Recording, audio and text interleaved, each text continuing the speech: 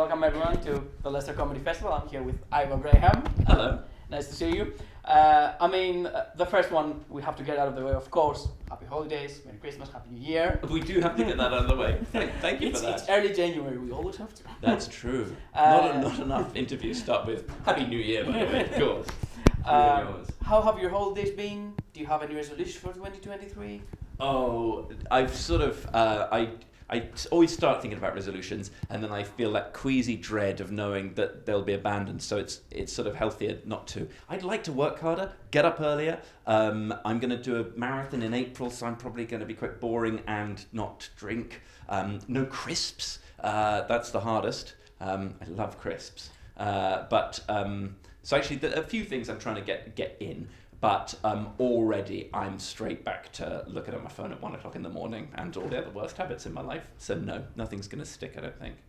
I'm going to agree with most of what you said, especially the one with the phone. I can answer.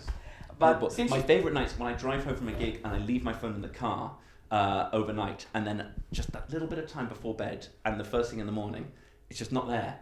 It's such a great time. I'm always really sad when I have to go down to the car and get my phone and sort of properly start my day. But since you brought up crisps, I'm a big fan as well. Favorite flavor? I think Doritos have been with me sort of most consistently throughout my life. Other crisps come and go. Mm-hmm. There was a couple of years ago, it was always pickled onion Monster Munch. But if you'd asked me at any point in the last 10 years what my three favorite crisps would be, Doritos would always be in the top three. Cool Original? That's a really hard question. A question I dreaded. I would say of the three, and they've all brought me a lot of happiness in a lot of different contexts. I'd probably say tangy cheese, actually. Okay. I've had a lot of arguments with my brother about whether Cool Original, he would count them as plain, because once he said, "Would you go to the supermarket and get plain Doritos?" And I came back with Cool Original, which I consider of the big three to be the plain ones, and he said, "Oh no, I want to dip them. I want," what he was actually asking for was lightly salted in a yellow bag. And we had a lot of arguments about whether you would count Cool Original as plain Doritos or whether that's a particular flavour in itself. I'm glad to see you wrestling with that. Okay. Sorry for getting sidetracked, but I just love it. I'm a Doritos track. I'm Doritos guy as well. But back to comedy as well. Since you are a comedian, we would like to know what was your journey, how your journey started in the industry.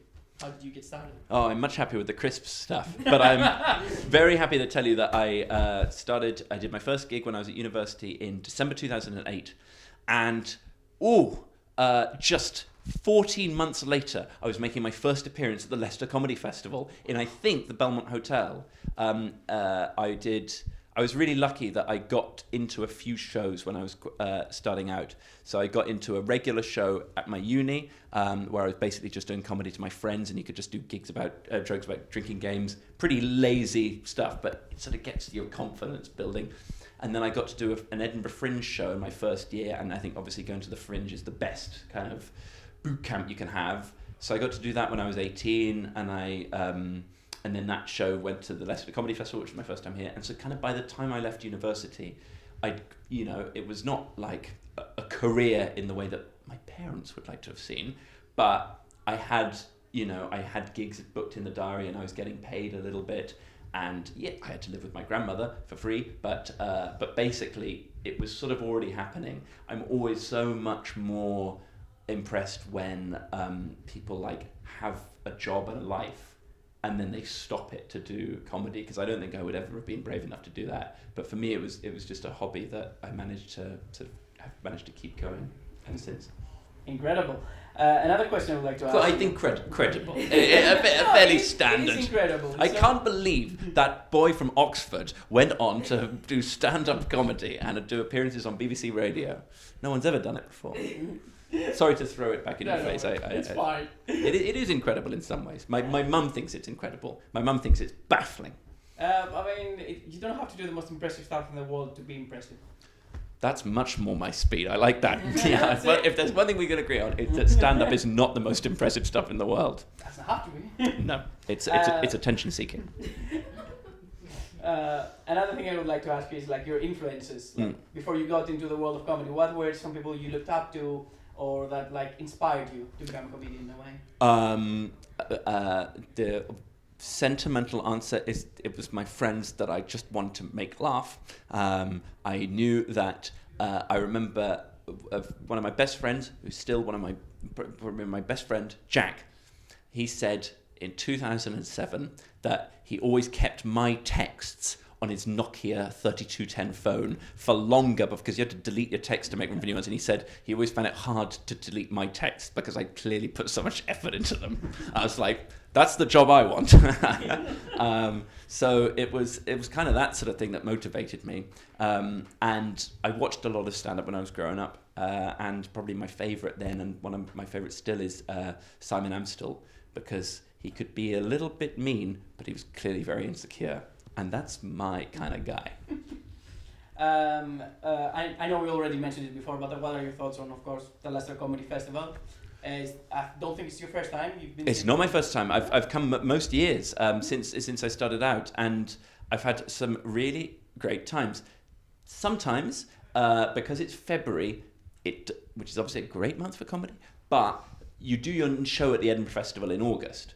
So you're either doing your old show, which 6 months later, maybe you've got a little bit bored of, or you're doing your new show, which 6 months before August, it's not very good yet.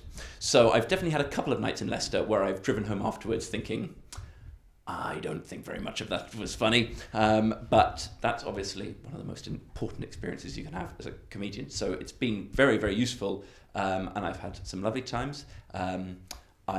I think the most exciting time I've ever had was when I did a show at 9 o'clock at, I think, the Globe or the Cookie, and I got the 9:58 last train back to London. The show wasn't very good, but the adrenaline pumping through my body as I did my allotted time of 50 minutes, and then I ran through the centre of Leicester. Oh. That's tonight I've driven here, so there's no time pressure on the gig at all, and obviously that's much healthier, it's much more sensible, but it's not as exciting. That's a really cool story. It's not a cool. I find it cool. I'm sorry, I like it. It's unprofessional, but I will stop throwing back your kind words in your face. By the way, I love your. I'm going to say would you say? I'm going to say a stole. But it's probably a scarf or a sash. What do you? Scarf. It's a scarf. It's a scarf. But you can use it as a sash if you want to. Well, I was the the celebrant at my friend's wedding a couple of years ago. So I have no authority. It was not a legal thing. They'd already been married in a church, but then they had a fun ceremony. But they were like, but still take it seriously. So I got one of those, so I would look more like a priest. And the person in the shop, I said to the person in the shop, that's a good sash. And they said, it's not a sash, it's a stole.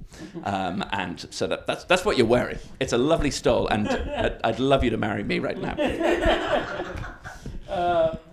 So the final question was, what's up in 2023? What's your next gigs? What have you planned for the next few months or the whole year?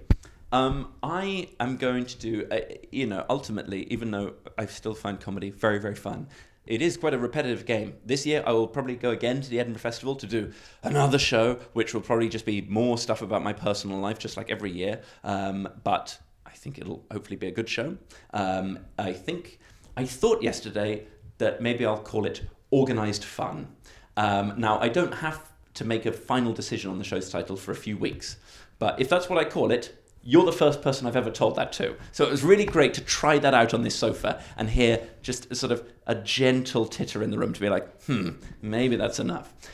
So that's what I'll do, and then I'll do a tour of that, and I'm also doing a tour of the old show, so it's very confusing. And I'm going to be on the TV show Taskmaster, which for the last few years has been, my greatest ambition. So that's what I'm really excited about this year.